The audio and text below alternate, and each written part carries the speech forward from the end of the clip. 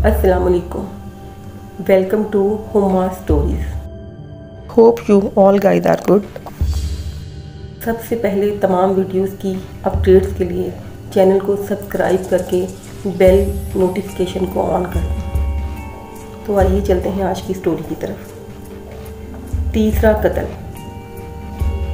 वो अपने ही बिछाए जाल में बुरी तरह फंस चुका था, मगर अब क्या हो सकता था। सितंबर की शाम 5 बजे रोनाल्ड कत्ल की तैयारी कर रहा था। ये इसका तीसरा कत्ल था। वो बहुत मोहतात था। उसे एहसास था कि छोटी सी भी गलती से मकतूल लोग ज़्यादा ख़तरनाक हो जाते हैं।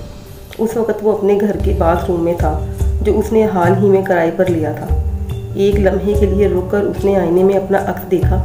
जो चेहरा उसे नज़र आया वो दरमियानी उम्र का दुबला पतला और जर्द रंग का था। स्याह बाल, ऊंचा माथा और नीली आँखें, मुंह तंग और बिल्कुल सीधा। रोनाल्ड बिकोल खुद भी अपना चेहरा पसंद नहीं था। इसी वक्त नीचे किचन में होने वाली एक आवाज़ ने उसे बेचैन कर दिया। एड्स नहाने के लिए ऊपर आ रही थी, मगर उसका काम अभी मुकम्मल नहीं हुआ था। फिर अचानक उसे यूँ महसूस हुआ जैसे वो ऊपर आने के बजाय अकबी दरवाजे से बाहर जा रही हो। रोनाल्ड ने बाथरूम की खिड़की से बाहर झांका।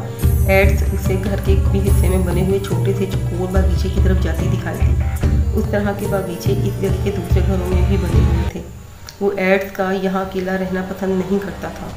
एड्स फितरतन एक शर्मीली और तन्हाई पसंद औरत थी, मगर कुछ दिन हुए उसके पड़ोस में कुछ नए लोग आए थे और रोनाल्ड को ख़तरा था कि वो अपनी सादा लोही से इनमें से किसी को दोस्त ना बना ले।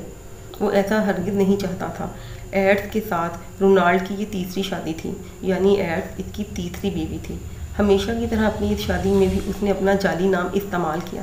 इसका तरीका वारदात ये था कि वो छुट्टी वाले दिन किसी ऐसी जगह जाता जहां लोग उसे ना जानते हों। वहां वो किसी दरमियानी उम्र की गैर दिलकश औरत को तलाश करता, जिसके पास दौलत तो हो मगर ख़ानदान ना हो। वो इस औरत से बातचीत करता, उसे अपने शीशे में उतारता और चंद दिन के बाद उसे शादी के लिए रजामंद कर लेता। शादी के बाद वो अपनी वसीयत तैयार करने पर राज़ी हो जाती, जिसमें वो अपनी सारी दौलत रोनाल्ड के लिए छोड़ जाती। उसकी पहली दोनों बीवियाँ भी शर्मीली, कम गो और तन्हाई पसंद थी। वो दुरुस्त किस्म की औरत का इंतखाब करने में हमेशा मोहतात रहता। उसे ऐसी औरत की तलाश रहती जो लोगों को जल्दी दोस्त ना बनाती। इसकी सबसे पहली बीवी का नाम मैरी था। वो अपने घर के बाथरूम में एक जानलेवा हादसे का शिकार हुई थी। ये घर उसने चंद दिन पहले ही शुमाली इंग्लैंड में किराए पर लिया था। इस हादसे का किसी ने कोई ख़ास नोटिस ना लिया। पुलिस में रिपोर्ट ज़रूर दर्ज हुई, मगर पुलिस को कुछ भी गलत ना लगा। इस हादसे में सिर्फ एक शख्स दिलचस्पी ले रहा था और वो एक मकामी अखबार का रिपोर्टर था। उसने इस हादसे के मुताल्लिक एक मजमून भी लिखा था और उसमें इन दोनों की शादी की तस्वीर भी शाया की थी। ये हादसा इनकी शादी के सिर्फ 3 हफ्ते के बाद ही हुआ था, जिसमें मैरी अपनी जान से गई। रोनाल्ड की दूसरी बीवी का नाम डोरोथी था। इस दफ़ा उसे कुछ मुश्किल पेश आई। उसने बताया था कि वह दुनिया में बिल्कुल तन्हा है, मगर बाद में इल्म हुआ कि ये सच नहीं है। उसका भाई उसके जनाजे पर नमूदार हो गया था। वो डोरोथी की जायदाद के मुताल्लिक पूछताछ कर रहा था। उसने अदालत में मुकदमा भी करवा लिया, मगर उसे रोनाल्ड ने जीत लिया।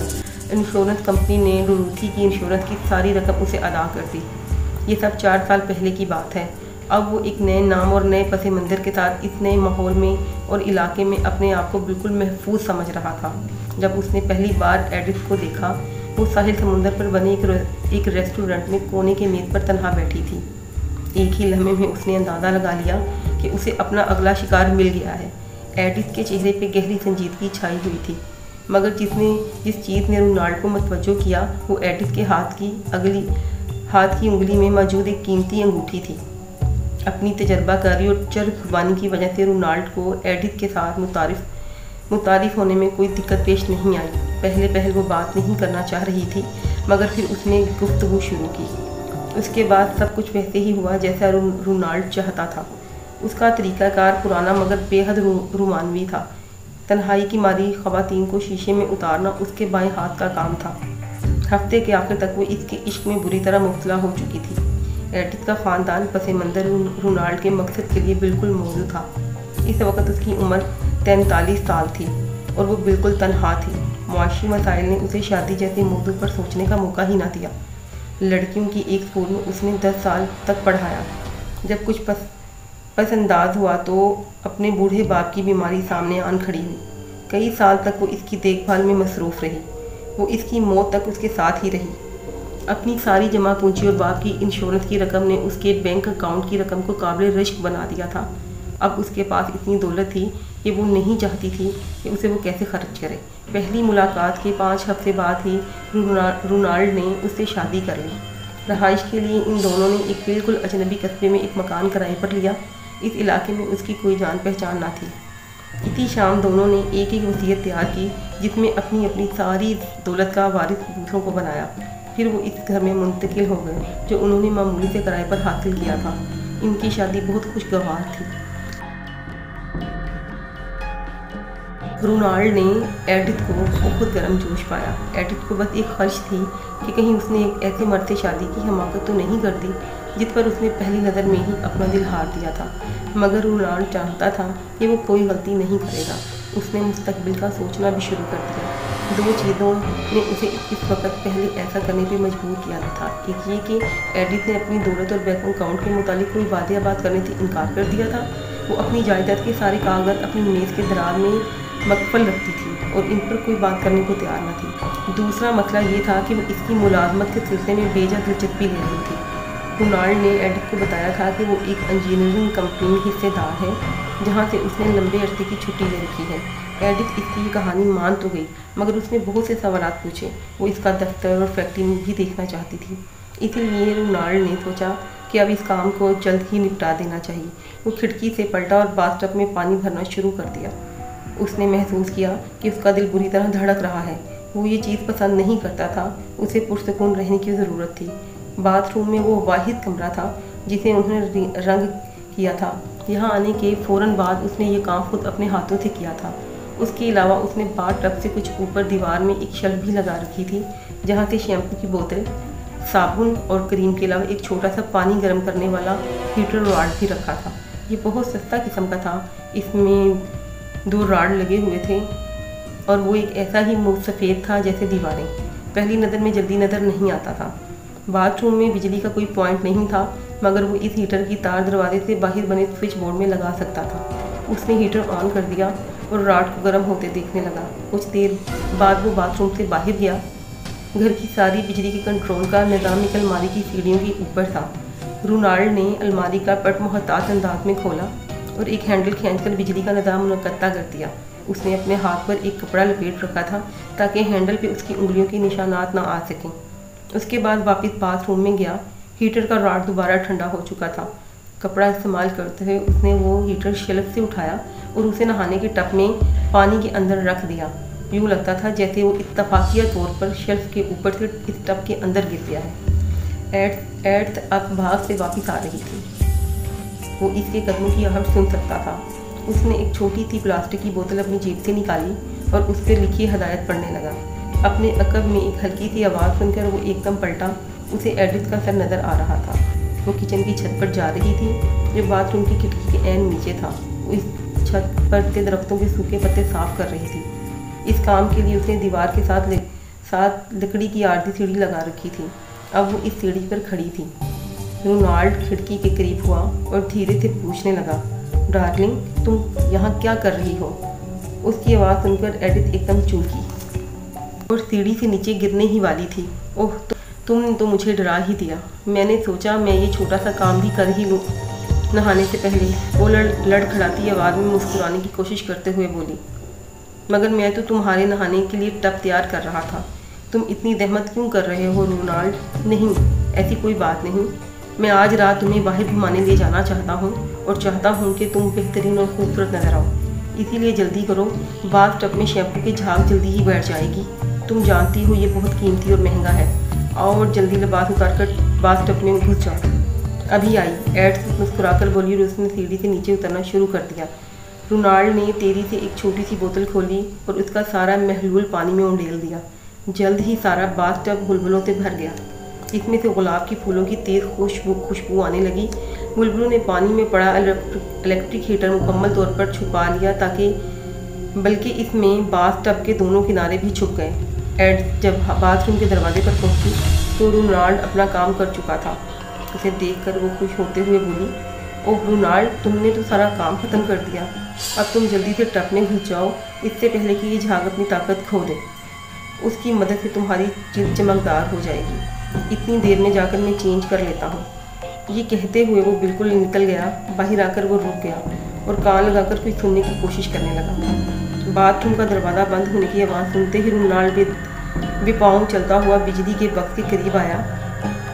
वहाँ वो कुछ लम्हे के लिए इंतज़ार करता रहा, फिर चीख की एडिथ को मुखातिब किया, कैसा महसूस कर रही हो? एडिथ ने भी अंदर से बुलंद आवाज़ में जवाब दिया, अभी तो मैं टब में उतर रही हूँ, इसकी खुशबू तो अच्छी है। रोनाल्ड का एक हाथ जिस पर उसने कपड़ा लपेट रखा था वो बिजली के हैंडल पर था। 1 2 3 वो ज़ेरे लब बड़बड़ाया और फिर हैंडल एकदम नीचे कर दिया।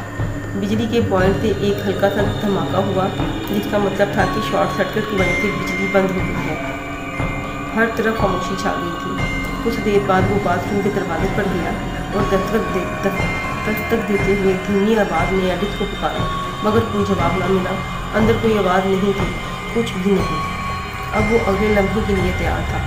वो ये भी अच्छी तरह जानता है कि ये सबसे मुश्किल मरहला है। लाश को बाथरूम से निकालने में कुछ वक्त लग जाएगा। उसने डोरथी के मामले में भी ऐसी ही गलती की थी। उसकी जल्दबाजी से उसके गले का फंदा बनने वाली थी। पुलिस वालों ने मशकूक अंदाज में पूछा था कि वो इतनी जल्दी कैसे इस नतीजे पे पहुंच गया कि उसकी बीवी मर चुकी है। कुछ और भी तो हो सकता है। इन सवालात पर वो परेशान हुआ था, इसीलिए उसने सोचा कि इस वक्त कम से कम आधा घंटा इंतज़ार करेगा और उसके बाद बाथरूम के दरवाजे पे दोबारा दस्तक देने से पहले पड़ोसियों को पुकारेगा और आखिरकार दरवाज़ा तोड़ देगा। अब जो काम उसे करना था वो ये कि उसे एडिथ का वो चर्मी बैग खंगालना था जिसमें उसके सारे ज़ाती कागजात थे। वो बैग उसके दराज में पड़ा रहता था जहाँ वो अपने कपड़े रखती थी। इस बात का इल्म रोनाल्ड को कुछ ही अरसे पहले हुआ था, मगर उसने ज़बरदस्ती ताला खोलने की कोशिश नहीं की, क्योंकि इस तरह एडिथ खौफज़दा और चुकन्ना हो जाती। मगर अब तो उसे कोई रुकने वाला ना था। वो सीधा बेडरूम में गया और दराज खोल दी। वो बैग वहीं धरा, ताला उसकी उम्मीद से ज़्यादा सख्त निकला, मगर उसने खोल ही दिया। इस बैग के अंदर कुछ माली दस्तावेज़ात थीं, एक तो मोटे मोटे लिफाफे थे और बैंक की चेकबुक। रोनाल्ड ने कांपते हाथों से उसे खोला और इस पर लिखी रकम पढ़ने लगा। 17,000, 18,000, 621,940 पाउंड। इसका दिल जोर जोर से धड़कने लगा। उसने वर्क पलटा। रिकॉर्ड के मुताबिक 4 सितंबर को उसने अपनी तकरीबन तमाम जमा पूंजी अपने अकाउंट से निकलवा ली। वो रकम अब कहाँ थी? उसके जहन में सवाल पैदा होने लगा। वो सोचने लगा ये रकम एडिथ ने यकीनन कहीं छुपा दी है, मगर कहाँ? क्या इस फूले हुए लिफाफों में? उसने इनमें से एक लिफाफा खोला। कागज़, खतूत, दस्तावेज़ात सब फर्श पर आन गिरे। इनमें से इनको एक और लिफाफा नज़र आया जिस पर इसका अपना नाम लिखा था। इस पर लिखाई एडिथ की थी। उसने जल्दी से उसे खोला। वो ये देखकर हैरत ज़दा रह गया कि इस लिफाफे पे सिर्फ 2-3 दिन पहले की तारीख दर्ज है। अंदर एक कागज़ था जिस पर एडिथ ने लिखा था, प्यारे रोनाल्ड, अगर तुम ये सब पढ़ रहे हो तो मुझे अफसोस है कि ये सब तुम्हारे लिए बहुत बड़ा धचका होगा। मेरे ख्याल में ये सब लिखना ज़रूरी नहीं, मगर तुम्हारा रवैया मुझे ये सब लिखने पे मजबूर कर रहा है। क्या तुम नहीं समझते रोनाल्ड के कोई भी दरमियानी उम्र की औरत जो किसी अजनबी मर्द से शादी कर ले वो अपने आप से ये सवाल ज़रूर पूछेगी कि आखिर इसने इससे शादी क्यों की। पहले मैंने समझा कि मुझे तुमसे मोहब्बत हो गई है, मगर जब तुमने शब रूसी में मुझसे कहा कि मैं अपनी वसीयत बना दूँ तो मुझे कुछ परेशानी हुई, और जब तुमने बाथरूम में तब्दीलियाँ करना शुरू की तो मुझे दाल में काला महसूस होने लगा। मैंने फैसला किया कि तेज़ी से अमल करना पड़ेगा, लिहाजा मैं पुलिस के पास गई और इनको अपने खतरात और खदशात से आगाह किया। क्या तुमने नहीं देखा? ये सोचा कि हमारे नए पड़ोसी तुमसे बिल्कुल भी बात नहीं करते। वो दोनों मियाँ बीवी नहीं बल्कि पुलिस वाले हैं।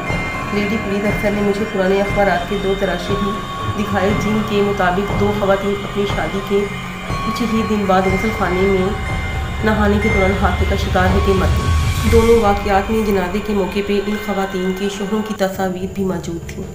अगरचे ये तस्वीर ज़्यादा वादियाँ नहीं थीं, मगर मैंने इनमें तुम्हें बासानी दोनों ख़वातीन के शोहर के तौर पर पहचान लिया।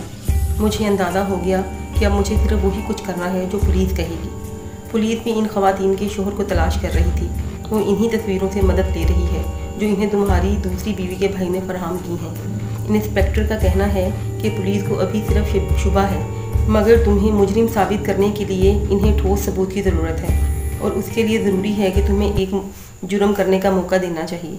यही वजह है कि मैंने हौसला किया और अपनी जान की बाजी लगाकर इस ड्रामे को तरतीब दिया। रोनाल्ड, तुम्हें कुछ और भी बताना चाहती हूँ। अगरचे मैं इस वक्त अपने घर के बाथरूम में नहीं हूँ, मेरा मतलब है कि मैं बाथरूम की खिड़की के रास्ते किचन की छत पर से उतरकर साथ लगी आर्धी लकड़ी की सीढ़ी के जरिए पड़ोसियों की किचन में बैठी हुई हूँ। ये सीढ़ी मैंने इस घर से वहाँ रखी थी। अगरचे मुझे तुमसे अपनी शादी बेवकूफ़ी महसूस हो रही थी, मगर इसके बावजूद मेरे दिल में एक ख्वाहिश ज़रूर है कि मैंने तुमसे सिर्फ तुम्हारी वजह से मोहब्बत की है। ये तुम ज़्यादा बेहतर समझ सकते हो। रोनाल्ड ने जब ये ख़त पढ़ना ख़त्म किया तो उसका पूरा जिस्म हौले हौले कांप रहा था। शिकारी अपने शिकार के हाथों मात खा गया था। पूरे घर में खामोशी छाई हुई थी। इसी खामोशी में उसने घर का अकबी दरवाज़ा खुलने की आवाज़ सुनी और फिर पुलिस के भारी बूटों की आवाज़ें उसे सीढ़ियों से ऊपर की तरफ आती सुनाई देने लगी।